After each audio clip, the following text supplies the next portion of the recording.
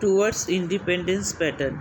Meanwhile, in 1940, the Muslim League has moved resolutions demanding independent state for Muslims in the northwestern and eastern area of the country. 1940 साल में मुस्लिम league ने संकल्प की मांग की मुसलमानों के लिए स्वतंत्र राज्यों की और देश के उत्तर पश्चिम और पूर्व एशिया की.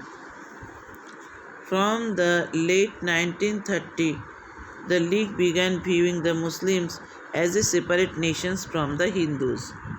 1930 साल के शेषार्ध में लीग ने हिंदू और मुसलमानों को अलग अलग राष्ट्रों के रूप में देखना शुरू कर दिया.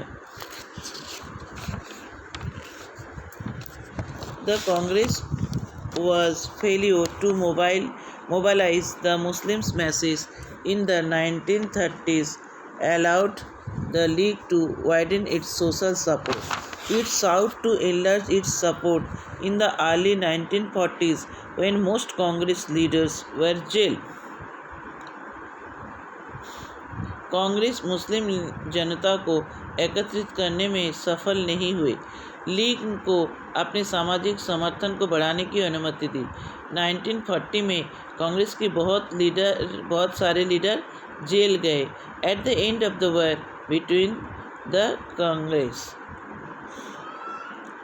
At the end of the war, 1945, the British opened negotiations between the Congress, the League and themselves for the independence of India. 1945 के लड़ाई के बाद ब्रिटिश कांग्रेस और मुस्लिम लीग के साथ बातचीत करने का निर्णय लिया. कांग्रेस लीग और ब्रिटिश के बीच में मीटिंग हुआ भारत के स्वतंत्रता के लिए for the independence of India, Bharat के स्वतंत्रता के लिए.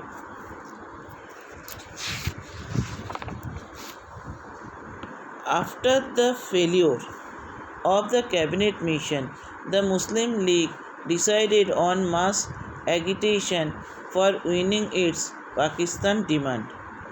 अब कैबिनेट बैठे ब्रिटिशर्स हिंदू एंड मुस्लिम्स तीनों में, बट मुस्लिम जो थे वो मानने के लिए तैयारी नहीं हुई. After the failure A cabinet mission के फेल्योर होने के बाद Muslims League decided on mass agitation for winning in its Pakistan demand. Muslim league अपने डिसीजन लिए कि उन्होंने एक पाकिस्तान के लिए अलग पाकिस्तान की मांग करके उन्होंने डायरेक्ट एक्शन डे का डिक्लेयर किया. कैबिनेट मिशन के फेलियर के बाद ये हुआ. मुस्लिम लीग पाकिस्तान की डिमांड की. उन्होंने 16 अगस्त 1946 को डायरेक्ट एक्शन डे घोषित की. जब देखे कैबिनेट मिशन सक्सेस नहीं हुआ तब कांग्रेस ने भी हाल छोड़ दिए. देन पाकिस्तान किया कि 16 अगस्त 1946 को डायरेक्ट एक्शन डे किसने किया? मुस्लिम लीग ने डायरेक्ट एक्शन डे का घोषणा की. जैसे घोषित हुआ कल on this day rights broke out in Calcutta. जैसे ही डायरेक्ट एक्शन डे का घोषित हुआ तुरंत कलकत्ता में राइट दंगा शुरू हो गया. Lasting several days and resulting in the death of thousands of people. बहुत लंबे समय तक ये लड़ाई चला.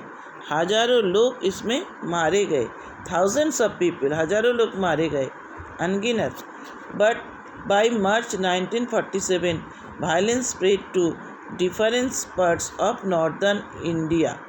इसके बाद ये बहुत सारे लोग बेघर भी हो गए. बहुत सारे लोग, हजारों लोग तो मारे गए, बहुत लोग बेघर भी हो गए. धीरे धीरे ये वायलेंस उत्तर भारत की तरफ स्प्रेड कर गया, फैल गया. उत्तर भारत तक ये फैल गया. Many thousands people were killed. मतलब कई सौ हजार आदमी मारे गए, मतलब लाखों आदमी मारे गए. And numerous women had to face untold बहुत सारे लेडीज़ों को इसका परेशानी के सामने करना पड़ा। उनके घर से बहुत लोग बेघर हो गए, जगह जमीन जो भी था सब लूटपाट हो गया। At last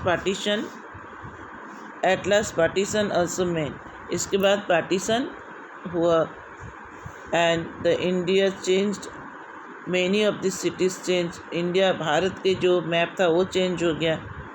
at last Bharat के चेंज हो गया, बहुत सारे शहर चेंज हो गया and a new country Pakistan was born, and एक नया देश का सृष्टि हुआ, जन्म हुआ, जिसके नाम है पाकिस्तान। एट लास्ट पाकिस्तान हुआ। This was a painful and violence partition. ये जो पार्टीशन हुआ, अगर ये एमिकेबली हो जाता तो कोई परेशानी नहीं था, लेकिन ये जो इन लोग एक्शन डे डिक्लेयर कर दिए मुस्लिम लीग ने,